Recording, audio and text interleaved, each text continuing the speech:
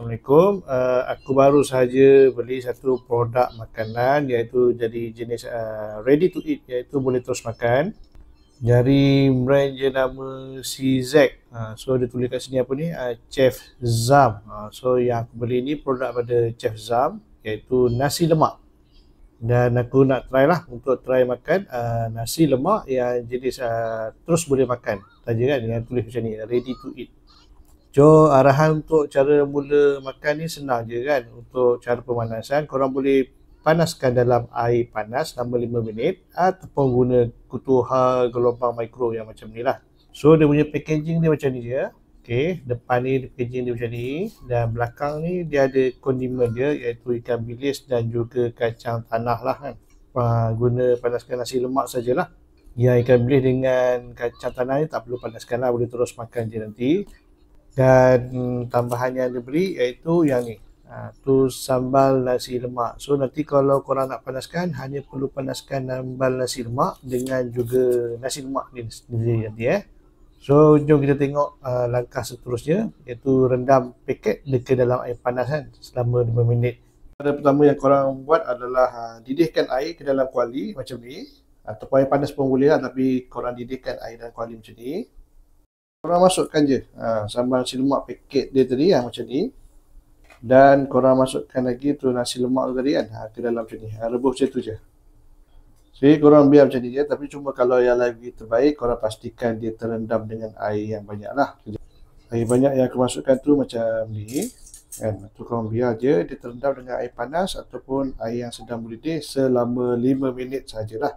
Yang tadi ikan bilis dan juga kacang tadi aku dah buka dan aku tuangkan ke dalam pinggan macam ni.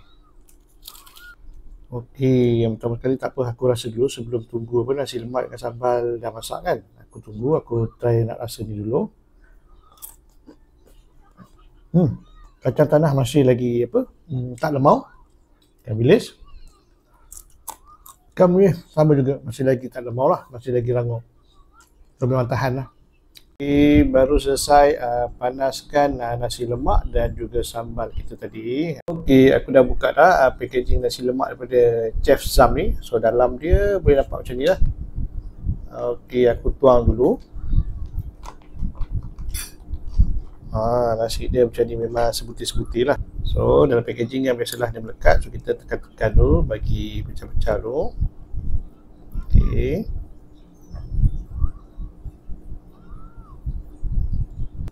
Okey, aku guna tangan lah. Okey, memang nasi dia tak melekat kan. Dia memang seketul lah sebab dia gunakan beras basmati. Nasi ni kalau aku pegang ni memang rasa semua lah, lembut apa semua kan, tak keras dan tak lembik. Tengok kat packaging dia memang ada tulis ni, dia gunakan beras basmati. Terbaik lah. Kita buka dengan sambal dia. Okey, dia punya dalam dia macam tak nampak kan. Tapi tak apa, kita tuangkan ke sini. Okey, sampai dia macam ni. Okey, kau nampak? Okey, aku dah sedia hidangkan ke dalam pinggan. Untuk pengetahuan korang, pinggan yang aku guna ni pinggan yang agak besar sebenarnya. Kalau tengok depan-depan sebenarnya pinggan yang agak besar. So kalau aku guna pinggan yang kecil, dia akan nampak lagi penuh lah. So untuk portion satu orang makan dengan harga nasi lemak ni yang tak sampai pun RM5, bagi aku ni adalah lebih daripada mencukupi Tu ada nasi, ada sambal, ikan bilis dan juga kacang. Okey, pada korang yang berminat nak dapatkan cari nasi lemak jenis ready to eat, boleh terus panaskan dan terus makan dan juga berharga murah macam ni, sila dapatkan melalui link yang diberikan daripada produk Chef Zam yang macam ni. Okey, selamat cuba.